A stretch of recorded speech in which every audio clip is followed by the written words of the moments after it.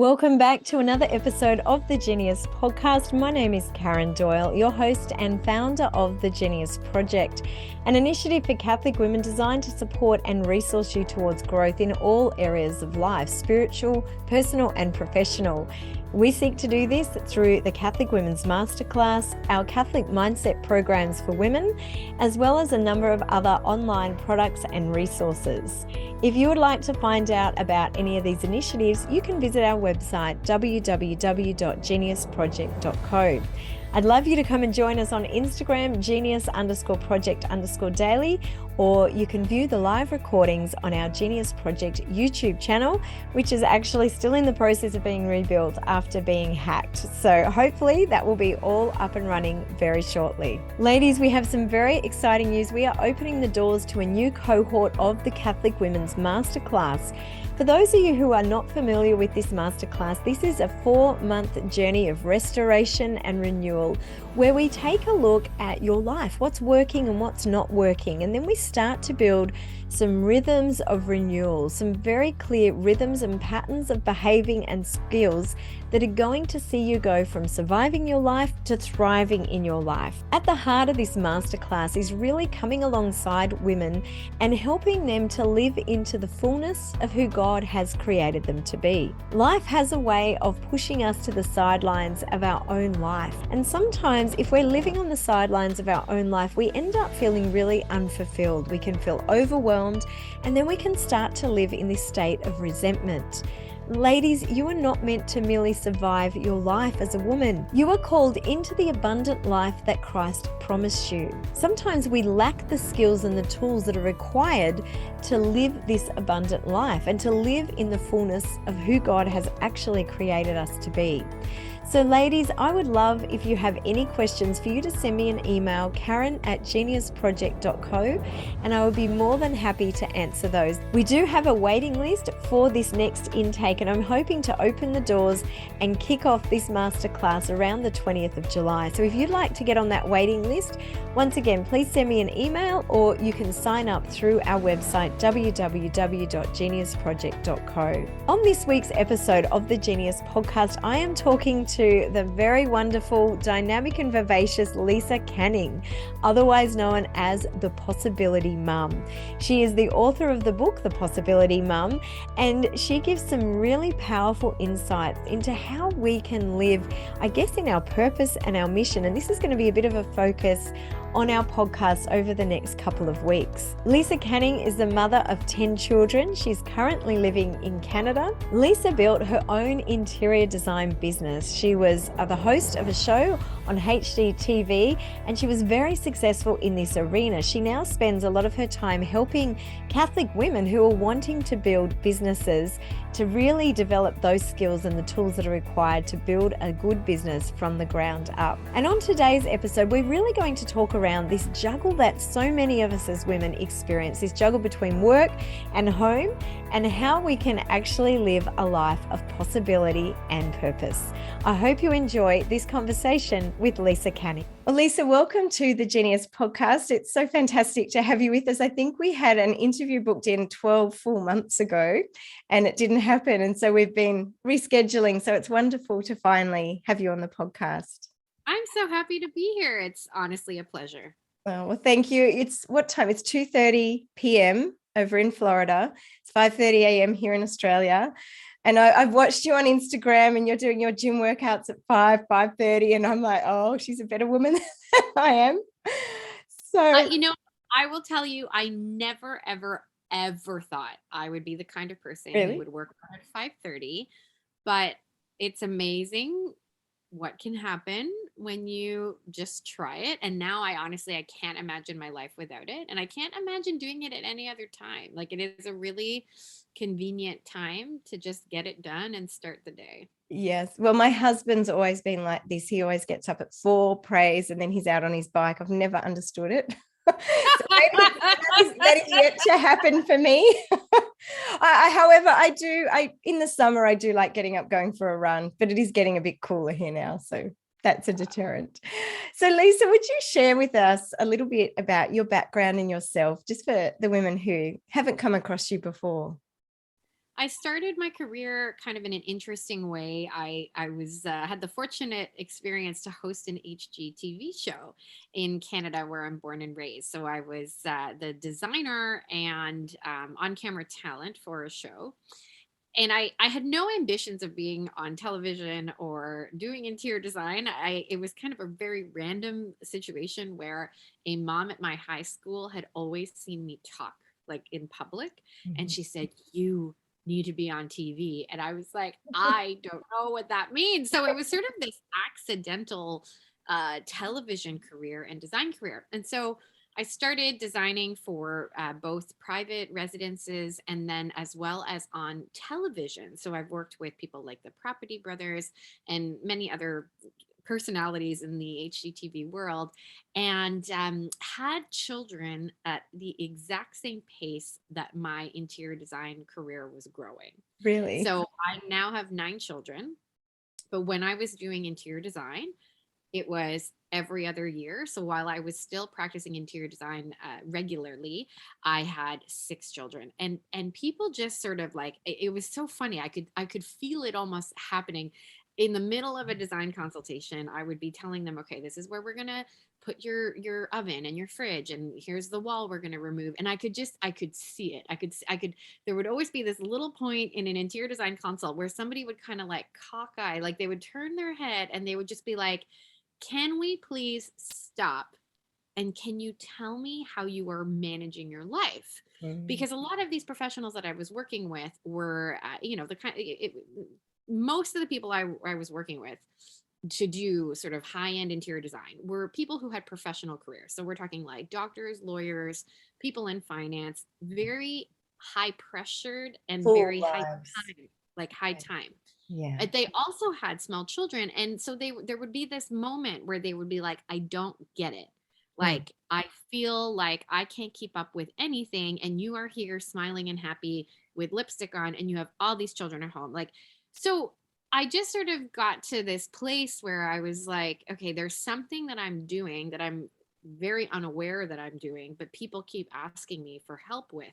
And so my business sort of just naturally translated or transitioned from being very interior design based to then helping people design their lives. And Mm. so what I do now, which is really fun, is over the last, I would say, about like 5 years of my career, I've transitioned from interior designing to life coaching and more recently business coaching. So I primarily help Catholic moms who want to feel less guilty in their motherhood and less guilty in their business. I've got 2 programs, one called Motherhood Without Guilt and one called Wealth Without Guilt, where I help women Yeah. do these things. So good, isn't it?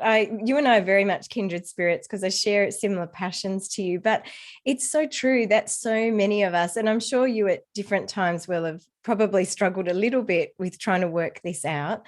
But I know I have 3 children under 14, and that's not nearly 9, but it's still the juggle, right? And we are as women constantly juggling all the plates, and we need to do that well, because if we don't, we fall apart, everything else falls apart around us. So that's sort of the topic that we're going to look at today in this conversation, because I think it's really helpful. As you said, you realized, you became aware that you were actually doing something, and people were like, I want what she's got, like I don't know the secret.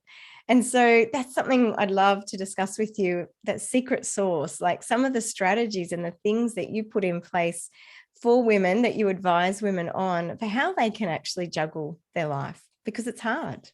And let me tell y'all, this comes from a very personal experience. Like, it's not like I had this all figured out. And I my book, The Possibility Mom, I opened that book with a story I affectionately call my minivan meltdown. When I was about 4 or 5 years into my interior design career, and again, rapid growth in my family as well, I had just given birth to my fourth child. It was probably the all-time high of my business. I was working with the Property Brothers in that season. I was renovating my home. There was more money I had ever made in my life. Like, just all kinds of things were going so well from the outside looking in. But I was literally like newborn infant, Mm. um, bringing her to construction site, absolutely ragged, exhausted, but I felt like I had to keep up this persona, this pleasing, this performance for all of these people. And, spoiler alert, that doesn't work. When you are just constantly trying to prove your worth through your work or through how good of a mother you are, it doesn't work. And so I was trying to prove myself on all these fronts, that I could be this great entrepreneur, that I could make money for my family, that I could pop out a child and just kind of keep going as if there was nothing that happened, that I could be this great Catholic mama. Like, I just was absolutely imploding inside. And so I described that as my minivan meltdown. And the thing that kind of happened right after that was this real honest look at my life, an honest look at, why did I feel the need to prove myself in my work? Why was I never satisfied with kind of anything I was doing? And like, what did I want instead? And so that's what began for me. And I think that's what a lot of people are asking. And so I think the very first place I'd love to begin this conversation is really like an awareness. We need to have a sense of, is what I'm doing going to contribute to my legacy? Mm. That's really where I like to begin all conversations, whether I'm coaching with someone in business or in life. This honest question of, what do you want at the end of your life? By the end of your time here, whether it is 40 years, 80 years or more, how do you want your life and your time to be remembered? And this isn't in some kind of a, like a vain sort of, oh, I just want Right. all these accolades. Not at all. But it's simply just a good question that we Absolutely. should all examine. Mm. How do I want the gifts that I've been given to have been utilized? What is that unique call that, is, I love what Cardinal Newman says about, I have a mission. Mm. There is a mission, and it's something to the effect of, it's only mine. It's mine to carry out. Yeah. And I just think that's such an important place to begin. And so we've got to start there. We've got to start by looking at legacy. I think that's so important because we can get caught on the treadmill of life, the hustle culture, and it just tracks us along. So you can go through a whole decade of your life just being swept along through this hustle culture without actually being intentional, without taking inventory of your own life, without saying, am I happy? Is this good for me? Is this good for my family? And I think it's a really important place to start. The other thing that you touched on through your experience is just understanding, I think, a sense of your personal identity and our Mhm. identity as the beloved daughter. Because when we're grounded in that place, then we're coming at everything we do from a different posture. Instead of trying to prove worth, we're there to serve, we're there to give. And so I think that's another aspect or another dimension of that starting place, is knowing identity and taking inventory.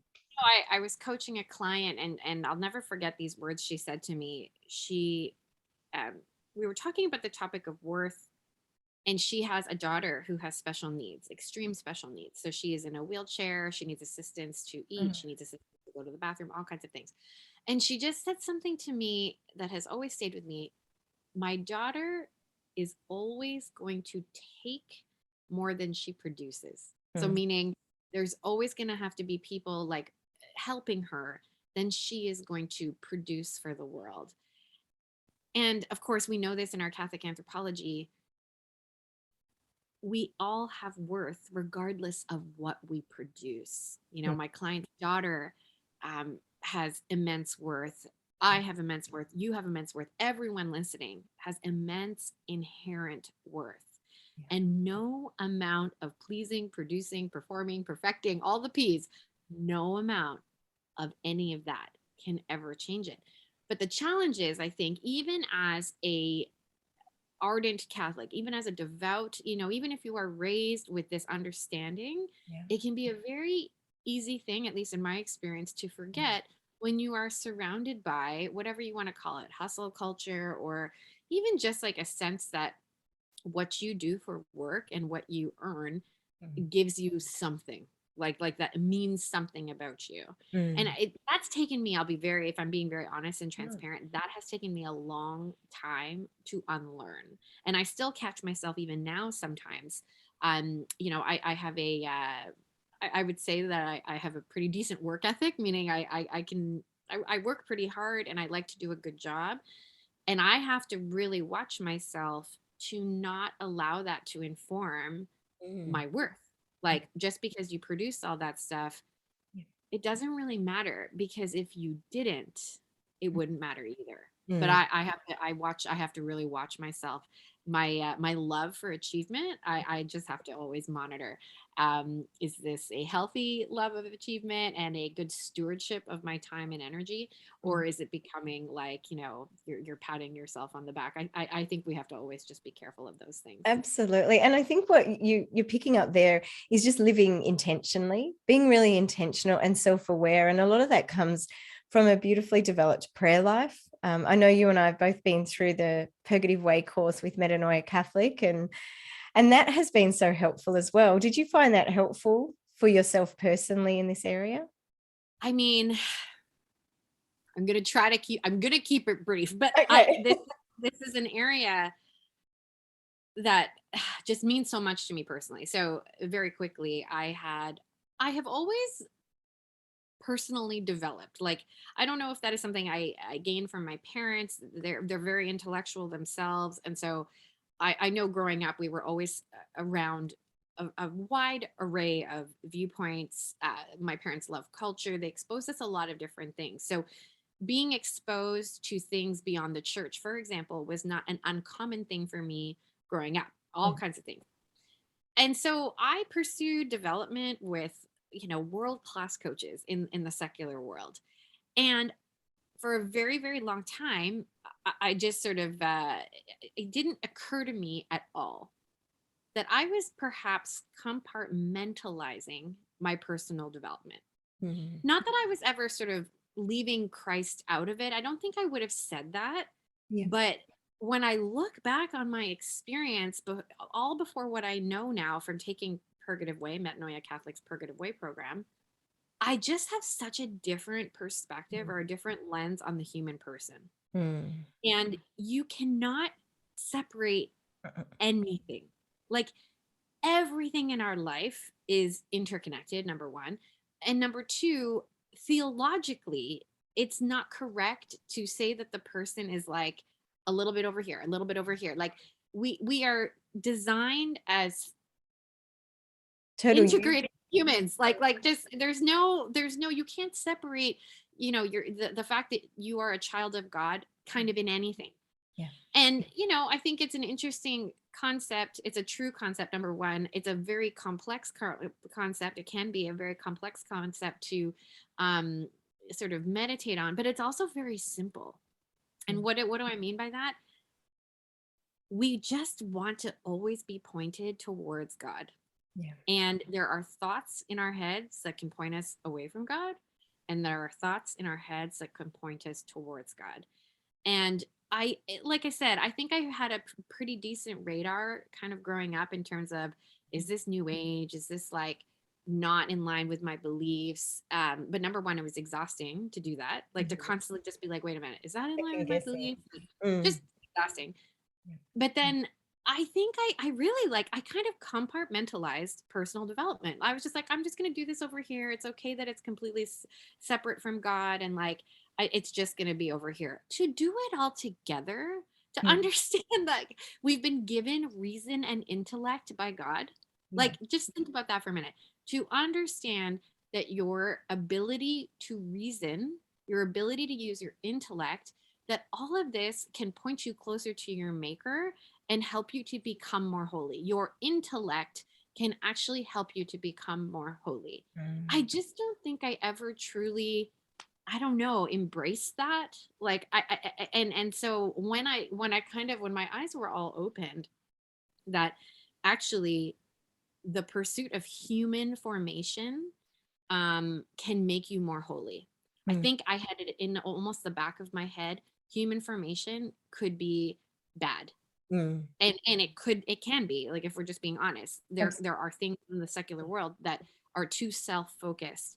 But this just idea of like, oh my gosh, your human development can actually make you more holy, can Mm. actually put you like completely in the loving arms of Christ Jesus, and to help my clients do that too. Everything just sort of like absolutely opened up for me in this totally different way. And so this Catholic anthropology that we have is such a deep and wide and beautiful gift. And so, why not make everything in line with our Catholic anthropology? Why not?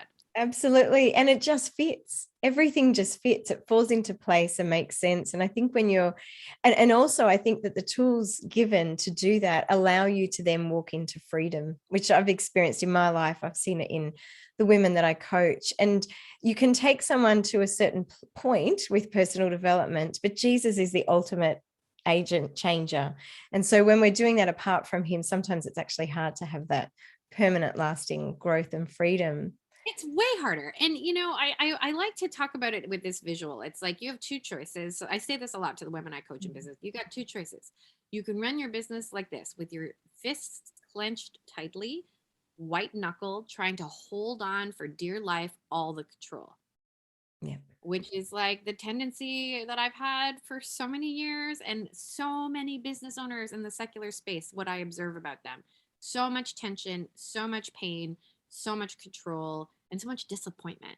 Mm. Or you can open your hands and you can have this posture of surrender, knowing that there is so much freedom because everything can bring you closer to your maker, including your business. Amen. Like, imagine the pursuit of wealth actually is making you more holy. Imagine the pursuit of a business, which is, by the way, sometimes business is just straight up annoying. It's just, there are things that happen that are just straight up annoying.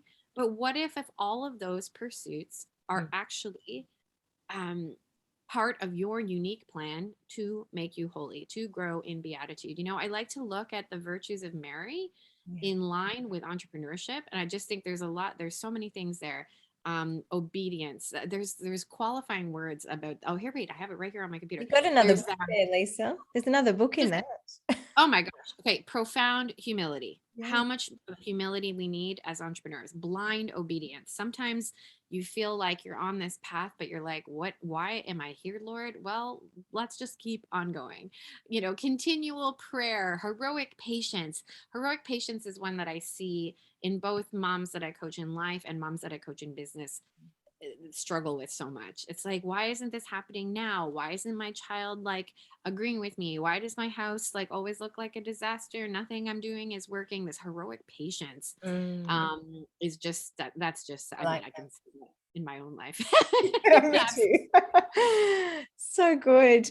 Lisa, tell me, I wanted to just dive into a little bit around some of the challenges that women face, because we've sort of cast a vision for what is possible, but where are they coming from? Because I think sometimes we have to take inventory of where we are so that we can then move forward into that freedom and into that transformation and restoration. So in your mind, what are the top couple of challenges that you see women, whether they're single, married, Mhm. midlife, beyond, empty nesting, that you see in women's lives? Immense amount of guilt. Mm, And guilt around everything, guilt around how I'm spending my time, guilt around what I'm eating, guilt around am I exercising, guilt around, I didn't do this in my relationship, I haven't accomplished this, just immense guilt. mm, And it's an interesting one. You and I both are in the same training where we learned about manuals. And so, if anyone listening who doesn't understand what a manual is, we all have manuals, or, like my iPhone, the same way that I have a book that tells me don't drop your iPhone in water and don't leave your iPhone in the sun, otherwise, it's not going to work. We have manuals for how things should work mm, in the world. You could have a manual around this is how good Catholics should act. You might have a manual around this is what it means to be successful. I had a manual around success in work and money, XYZ. mm. And so many people are walking around with all of these unconscious manuals. Yeah. And then it causes them guilt because they're thinking, oh my gosh, I see, this person, her house is tidy all the time. Mine isn't. And again, this is where we have to get kind of like honest and objective about ourselves, Mm, um, and examine, well, why isn't your house clean? Do you not have the skills? Can you not like vision cast like what it looks like? Do you feel like you don't deserve it? Like there's just so many things that we can dissect. But also sometimes we might have a manual for I am less than if my house doesn't look like that. Mm. The things that we make things mean about ourselves, that's where we have to just like Yeah. do a lot of healing, right? And so, objectively speaking, should we all have tidy houses? Probably. Like, meaning there's a hygiene to a house. A house is, I come from an interior design background, so obviously Yes. I'm biased. There's better order Order. when, peaceful. So I'm not saying don't clean your house. But if it's causing you to feel bad about yourself that your house isn't clean, that's a conversation we need to have. That's where there needs to have some coaching. It doesn't have to mean anything about yourself that your Mm. house isn't tidy, Yeah. right? So that's a really guilt, immense guilt around literally anything is a big observation I have. And that word should, how much of the time, I think if someone did a survey, if we all did a survey in a single day and tick off how many times we say, I should, it's so ingrained, it's so subconscious. We're not even aware of it, but it's that internal dialogue, that script that keeps playing that does make us feel less than. And it's that comparison. I mean, who knows? The woman with the tidy house might have really messy cupboards because she's shoved everything into there before someone comes over because she has an issue with self-worth and if her house is seen as being messy. So we have to be really careful in those comparisons with other people. That's one thing, but also just our own scripts. And like you said, there's an invitation to healing in that. And it's a great opportunity for women listening, just if this is triggering things in you, just to take note of those and then to take them to prayer, take them to Christ, and under the gaze of the Holy Spirit, ask the Lord, especially at this moment in history, where does he want to bring about restoration in your life? What's the Holy Spirit wanting to stir up in you? Because that agitation we feel is not a bad thing, because it might lead us towards virtue, towards wholeness in Christ. So what we often see as obstacles can in fact be invitations to grow. So guilt's the number one. What's another one? Another challenge that you see in women? Fear of failing. Yeah, And absolutely. it's interesting what you just said, that discomfort that can lead us to holiness, that can lead us to sanctity. I have an absolute abject fear of failure. Like I just, it Really? comes from, oh yeah, like, and it comes from, lots of places, comes from being highly praised as a child, like I started to realize, oh, if I perform a certain way, I get praise. And so of course that got very ingrained in my memory and my brain. And so it also meant that I was absolutely terrified of failing because, what does that mean? I won't get that praise. I won't get that adulation. And Yeah. so it's been something that I've had to work on so much in coaching, so much in spiritual direction. And the fear of failure, when you think about it, and I see this in so many of my clients, is a protection from something else, Hmm. right? We're protecting ourselves from being judged. We're protecting ourselves from being criticized. We're protecting ourselves maybe from people thinking badly of us. And I would also argue we're protecting ourselves from discomfort, Hmm. right?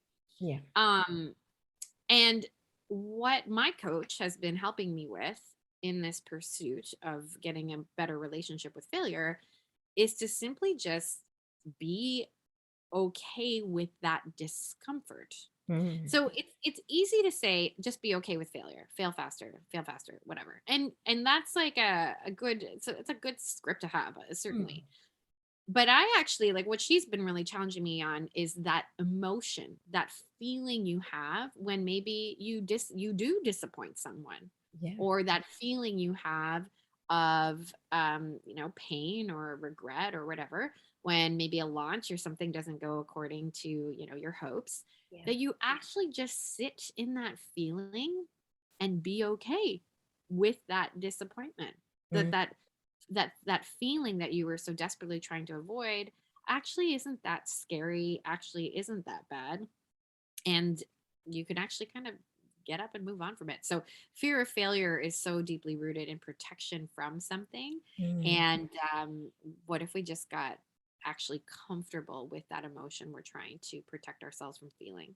Yeah, absolutely. And often when we have strong emotions about things, whether it's disappointment or frustration or feeling less than, we tend to avoid it. And we do that through different behaviors. And that's where we kind of, it's leading us away from Christ, because we might drink too much, watch too much television, we might scroll on social media endlessly, compulsive shopping. Like there's all those behaviors which are called buffering, because they're preventing us from actually dealing with the emotion, and then obviously what the Lord wants to do in our lives. So I think there's a great invitation there for us all. So Absolutely. we've got guilt, and we've got sort of the discomfort and the fear of failure. What's another one that you see? And then we might jump in and look at how we can deal with some of these. Yeah, I mean, I think they're all so related, right? But Yes, they are. like avoidance of things, procrastination. But when when you really think about it, all of these things are avoiding intense feelings of despair Mm, or disappointment yeah. or Failure.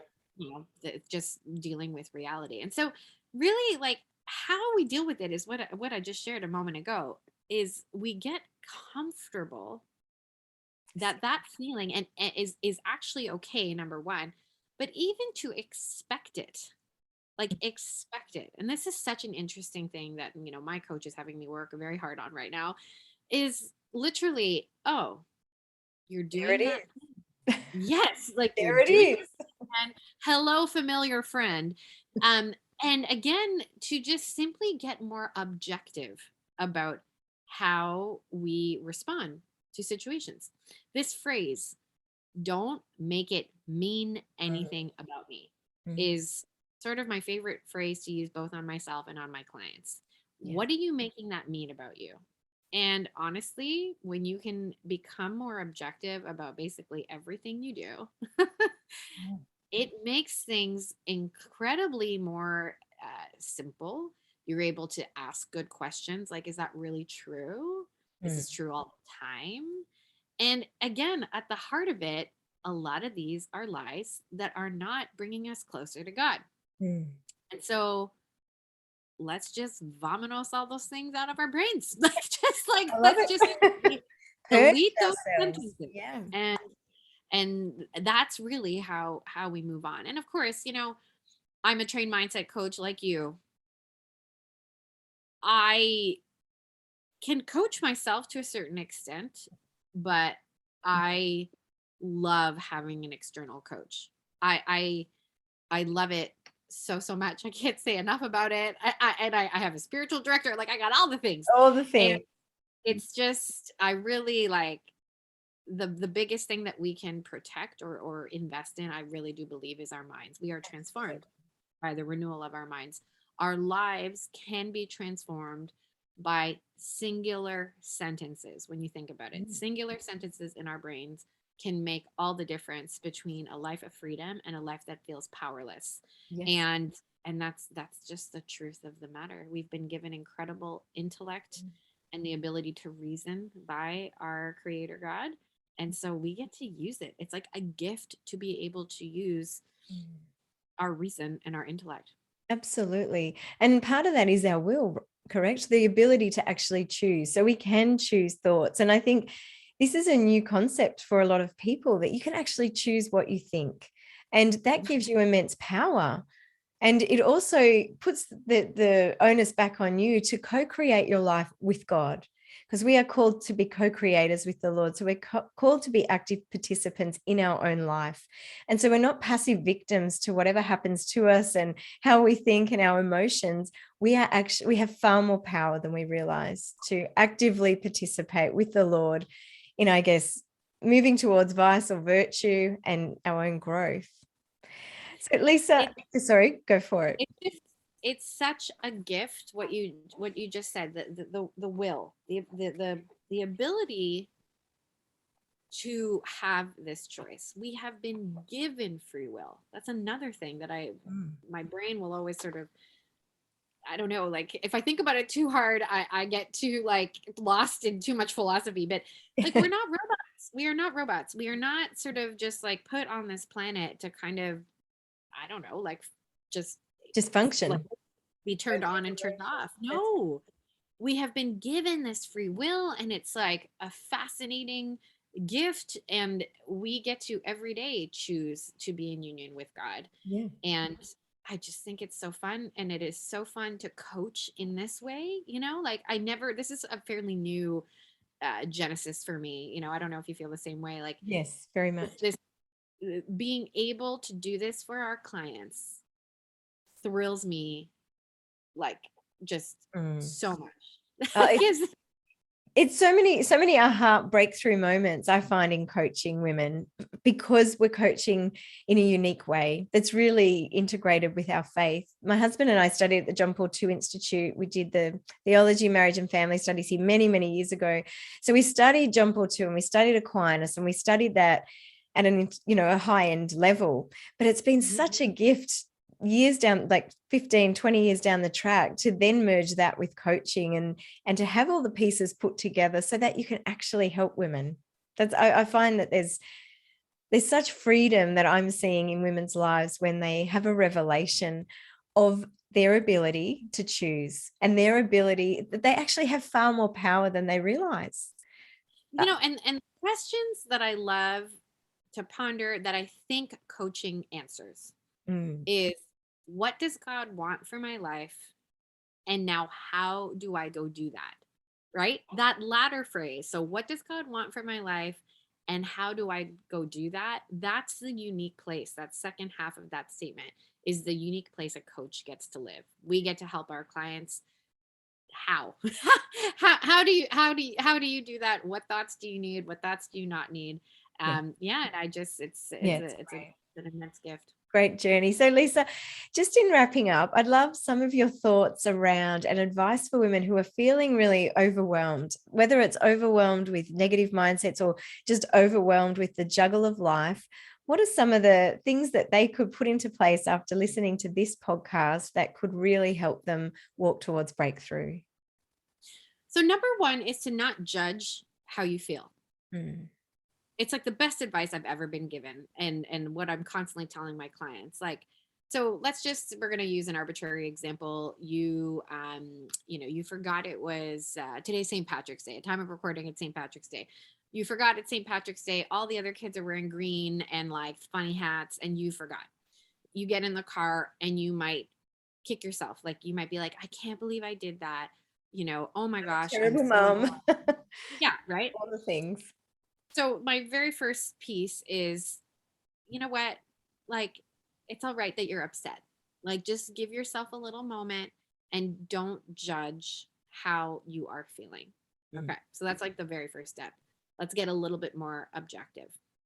Next, very practical thing is to just simply say, is this thought, or is this collection of thoughts, do I want to follow this where it's going to lead me?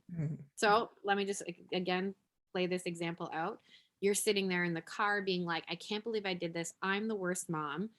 After taking a little bit of space to just be like, I'm really upset. Okay, well, I'm going to just be upset for a minute. Ask yourself, well, if I keep thinking I'm a bad mom, what could this lead to? And to be honest, for me, it leads me to eating ice cream at 9 a.m., which is just not necessary. Not It good. leads me to probably going on my phone and putting things in my Amazon cart that I'm never gonna buy. Like, and it leads me to just something that is not true. It's not true that I'm a bad mom. I made an honest mistake. It's just not true. Right. And so if step one is to just like, no judgment, let's just be a little bit objective. If step two is, do you want to follow where this thought leads? Okay. And then most of the time you're going to be like, actually, no, that's not going to lead me anywhere good. Step number three for me, just from a very, very practical sense, is literally, well, what do I want to think instead? Now, depending on the severity of the situation, it might not be that simple. Sometimes things are a lot more complex, and you might need a little bit more space and time to grieve. I'm using a simple Yes, situation of that's course. relevant to me this morning. But I would say in a lot of cases, when it is something truly trivial, when it is something where, it's really just your thoughts about a situation, let's just choose a different way to think. And so what is it I like to ask myself, um like, what Lord is what Lord do you want me to gain from this little situation? And Mm. just like sit with that. Perhaps it's a skill thing, like, oh yeah, maybe this is a good reminder that I should put these kinds of reminders in my phone or whatever, right? Or it could just be maybe the Lord really wants me to grow in humility today. And then you get to decide how to feel about that. You get to decide, like, wow, I'm so grateful I have the opportunity to grow in humility. Mm. Wow, I am so grateful that I get to go to a school where this is even an option, where we do fun, ridiculous things like St. Patrick's Day. Like, you get to decide, but in a way that isn't diminishing yourself, or isn't just sort of positive thinking. Like, I really want to make that distinction. We're not just thinking positively about a situation. Yeah. The distinction I'm making is like, you get to decide what to think. Mm. I cannot stress it enough how much choice. I know you and I are so aligned in this. How Mm. much choice a woman has every single day of her life Yeah. to put herself in the loving arms of God. And that one of my favorite quotes right now, that I'm absolutely blanking on the exact, it's Second Corinthians 12, I want to say, maybe Okay. 10. Okay. Forgive me. Let's go But with that. It's in the ballpark. Second Corinthians, may I boast of my weakness, because it's because of God's grace I can be made strong. I totally paraphrase that. But like, we don't have to feel powerless when we make mistakes. Mm. We don't have to feel powerless when our human failings, whether it be like control, or whether it be temper, or whether it be you can be overly negative, whatever it is, we don't have to let those things put us away from God. We can boast of those weaknesses because we know the grace of God is available to us as the true change agent. And so that's my best advice for Catholics, Amen. especially, I to love just simply put that verse to memory that I, of course, don't have memorized. it. It's all right. We can clean that up for the show notes, but it is just truly the truth, is that you are not the change agent. Truly, at the end, it is the power of God's grace that is going to change you completely. Absolutely. The complete change happens with God. Yeah, totally. And also just that apart from me, you can do nothing. So I find, I mean, I've been guilty of this in my life, but I do see it in coaching women, that they get so frustrated. Like, they're working and they're conscientious and they're doing their journaling and they're trying all the things, but they're just not progressing. And sometimes at that point, it's just a sheer, I surrender, Lord. Like, I can't, you can come and help me in this moment. And I think that we always have to be aware of the fact that we can only, well, we're called to be active participants, yes, but ultimately it's God's grace that comes in and transforms us and gives us that opportunity to totally change. So beautiful advice, Lisa. Thank you so much for joining us. Such a gift to have you. So It's my pleasure. And solidarity, sister, this is what you just said is the distinction between a secular coaching model and an authentically Catholic model. that's right. That understanding of grace as the change agent is such a, just, it's the thing. It's so important, and we have to constantly be reminded of that. Yeah, amen. Well, thank you. Well, ladies, I hope that conversation was a blessing to you. If you'd like to follow Lisa, you can do so on Instagram, Lisa Canning, or her website is lisacanning.ca. So much of what we discussed in this week's episode, we really deal with inside the Catholic Women's Masterclass. And so if you're wanting a mentor and a guide to really help you, I guess, take some of those steps to build a life of design and not live a life of default, here at the Genius Project, we also offer one-on-one mindset coaching.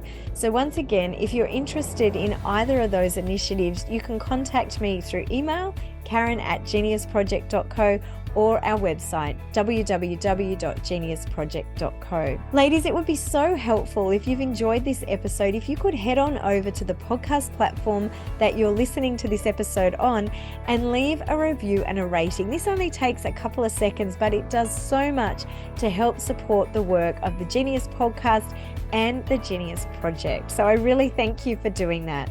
Until next week, ladies, have a beautiful week. God bless you. And I look forward to continuing this conversation around our mission and purpose as Catholic women on the Genius podcast next week. God bless.